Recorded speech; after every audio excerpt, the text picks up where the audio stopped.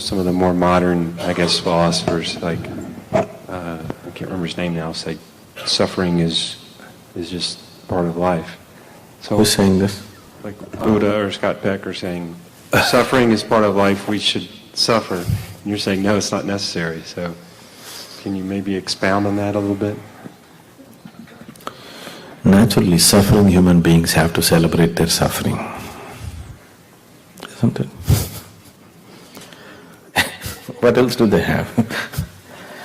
Buddha did not say, life is suffering. He's trying to tell you there's a way to live beyond suffering, isn't it? He's telling, right now, most people are existing in such a way that life is suffering. But the very reason why he's teaching you something is to tell you that there's another way to live, isn't it? Isn't it so? Scott Dale, we don't know what kind of miserable human being he was. So we need to understand this. People are coming to conclusions by looking at certain limitations. For example, the psychiatry and other things.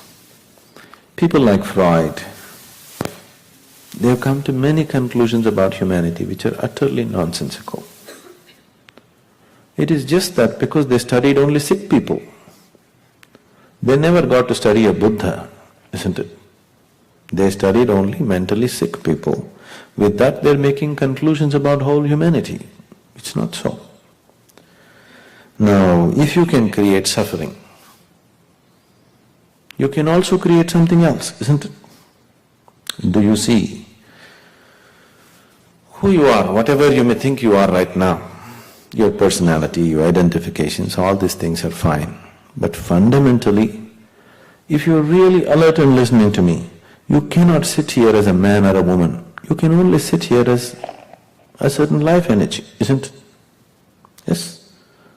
If you're aware, I am a man, I am a woman, that means you're not here totally. Yesterday you're playing a game. When you're really playing, if you're conscious about you being a man or a woman, can you play the game? When you're really playing, all those things fell off, isn't it? Yes?